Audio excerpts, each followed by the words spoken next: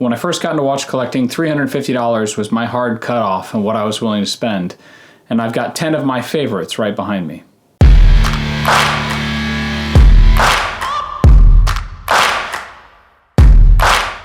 Welcome to Wrist Swap, I'm Harrison. Today I wanted to talk about 10 of my favorite watches that are under $350. I want to go through each of the watches and what I like, what I don't like, and some of the close-up shots so you can see some of the detail that you can still get at some of these different price points and see that these watches work just as well as something like my Explorer that I'm wearing today, and you don't have to spend an arm and a leg to do it. As a note, yes, I don't typically wear a suit. It's Easter Sunday, so I'm wearing my Sunday best, and I want to try and take the time and make this video for you guys. So if we're ascending in price point, one of the first watches to talk about would be this. It's a Casio. So this is the Casio A158W. This watch is pretty popular. You'll actually find a few other people on YouTube talking about this watch and why they love it so much. It's about $15. You can find it on Amazon, and it's a beauty. I mean, it does everything that you want it to do. And it gives you a nice 80s retro vibe. It gives you something that you're typically not gonna find on a lot of watches at a price point that you figure, why wouldn't I just grab it and wear it and see how I like it for a period of time? So this is one that I wear occasionally. I don't wear it a huge amount. It's a little small for my taste still, even for my wrist. And I like smaller watches, but it's a little small for my taste. Occasionally I'll lend it out to my wife and she'll wear it a little bit. If you wanna grab something just because you wanna keep things interesting, I picked this up when I was kind of not trying to buy any watches, and it was $15 and I figured why not, and I would wear it for a little while and see how I liked it. And I've liked it well enough. I think that the bracelet is obviously relatively thin, and you get what you pay for $15, so don't expect everything, but it's still a lovely watch and it's nice to have around. If we're going up in price, the next one would be this Wittnauer. So this is a quartz piece. I picked this up on eBay for I think $20 or $30. And I'm not saying you're gonna be able to find this exact watch on eBay, but it's something that I actually wore for about 2 or 3 weeks straight after I picked it up. And I felt like I'd gotten quite the bargain, and I really did. It's a beautiful piece, and it's even been engraved on the back for William R. Underwood for 20 years of service. So it's got obviously some history with someone that I've never met, and it's a pretty cool piece. The strap that I have on it, I don't really like. It doesn't taper at all, and so I need to really get it on a different strap in order to start appreciating it again. The strap that it came on, it was $20, so the strap that it came on was falling apart. So I ended up putting this one on it, and I didn't know what I was buying. So if you're getting a leather strap, try and get one that's got a little bit of taper in it, especially if you've got a small watch face like this. It helps it wear a lot better. I still love it. It's a nice piece and it looks perfect. It's just if I have the opportunity, I typically will wear something else like my Explorer, but that's because it's hard for me to not pick up my Explorer. The next one is going to be this G-Shock. Now this G-Shock is a bit on the bulkier side, and I wore it a lot for when I first started doing construction work, and it's been great. The face is really tall, so it's quite thick, and I actually switched to another G-Shock I'll get into in a little bit because it was too thick that my arm would get caught as I was lifting up boards, trim boards, siding, that sort of thing. So it kind of got in the way, but I still wore the hell out of this thing, and it didn't get beat up that much. I took it on a trip around the world, and so it's been a perfect watch for what it's been. The surprising thing I found with this G-Shock and most G-Shocks in general is the rubber strap itself seems like it's made out of something between rubber and Kevlar, because it just does not break down that much. You can see some scratches and some scarring on this one, but it takes a long time for these things to wear down. So I've had this for quite a long time, probably about 5 years. It's a great piece if you want to pick something up that's going to be more rugged and you're going to wear it stuff like on a job site and you're not worried about it getting broken down or beaten up or anything like that. I mean, I've run a jackhammer with this thing, like one of those big jackhammers to break up stone or asphalt, and it is perfectly fine, obviously. The shock resistance on this thing is something I can't quite express. So the next one would be this Invicta Pro Diver. Now I actually picked this up to talk about it and maybe a separate video or just to talk about here. And most people know what Invicta Pro Divers look like and what they are. Obviously it's a Rolex Submariner Homage, and so it gives you the look and some of the feel of a Rolex Submariner without a huge price point. Now if you're one of my first watches when I first got into them in college was actually an Invicta. It was a quartz version of the same one, but it had they used the Seamaster bezel on the exterior as opposed to this. And I think this has obviously, given the fact that they took the idea from Rolex. It's got a more aesthetically pleasing look. The one thing I will say about this watch is I do not like that Invicta is written on the side. So if you want to grab a polishing tool or a buffer and you want to buff that down yourself to take that word off the side, they have other models that don't have that, but they come in at a different price point or they're harder to find. And I really don't like the lume pips. They seem way too small for the dial layout. And I might be just nitpicking, but for me, especially when I look at that compared to something like a Black Bay 58 or anything like that I'm used to, the lume pips look way too small. But other than that, for 70 some odd dollars or $80, this thing is quite the beast, and it's a hard value to pass up at that price point. So if you're just now getting into watches, this thing is a great thing to wear for a little while. You can still beat it up, and you can really get a lot of use and a lot of fun out of this thing without feeling like you're spending a huge amount of money. So the next one's gonna be this Seiko 5 right here. I'll put the actual model number up on the screen. So this one I picked up on Amazon, I think for about $100. This one I actually got because what I wanted was a day date function on my automatic watch that I was using as a semi beater. Typically, if I was doing electrical work, I wasn't gonna be doing anything that I was gonna get it too scuffed up, but I wanted to have an automatic on my wrist and something with a day date function because I usually lost track of the day and the date and I was working all the time.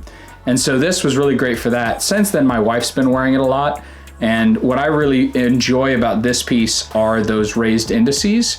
So you get applied indices and a dial that looks really sharp for just about $100, which I think is some value you can't really beat out of anything on this table. So also at about $100 is this G-Shock right here. So when I changed out my other G-Shock to this one, this is the one that I went with. It's a lot thinner profile. This is pretty much your classic G-Shock with the square layout, looks very 80s. You can see if you look at this that I've definitely worn it like crazy. What I really like about this specific model is that it's solar powered and that it checks with the atomic clock to make sure that it's the correct time. It uses some sort of radar function to then make sure that the time gets adjusted every day at like 4 in the morning or something like that. And so what I use this for typically is actually setting my other watches against this.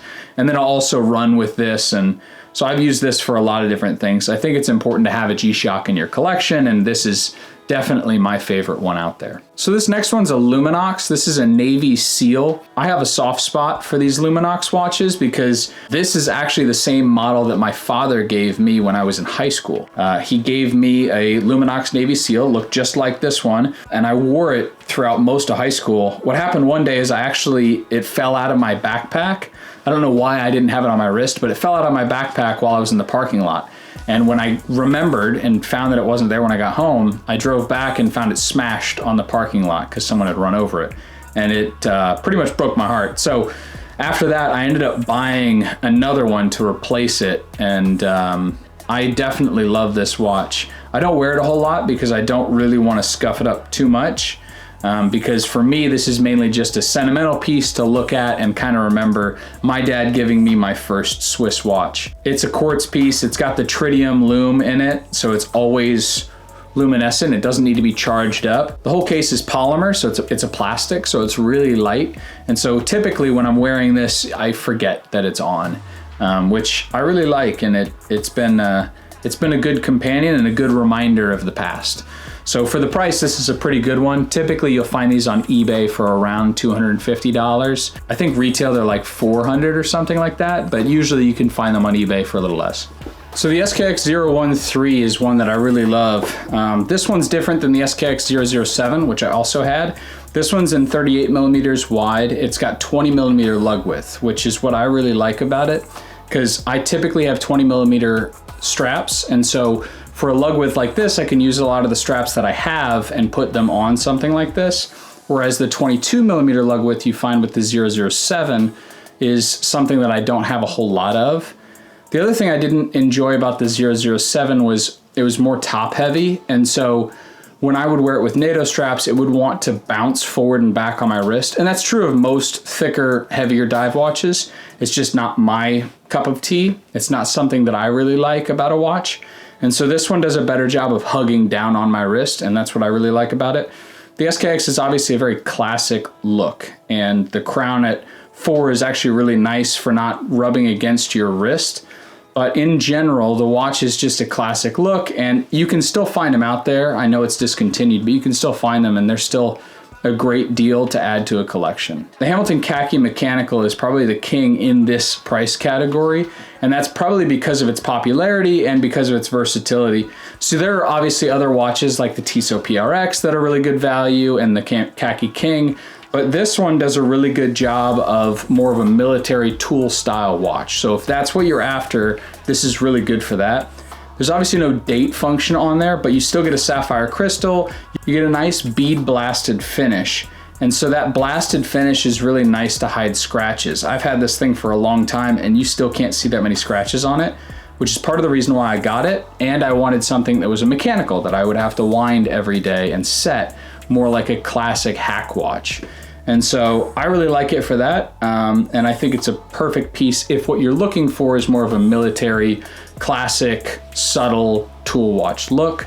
This thing you really can't beat regardless of what your price category is. For me, my daily wear when I'm doing things in my warehouse nowadays, unloading things on a forklift or really doing anything that's more physical, I'm typically wearing now my Seiko Turtle.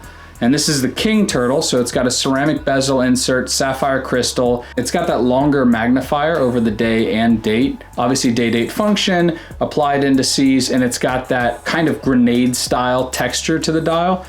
And it's a watch that I really like. I didn't expect to like it because it is a chunk. And I was just talking about how the SKX007 was a little top heavy.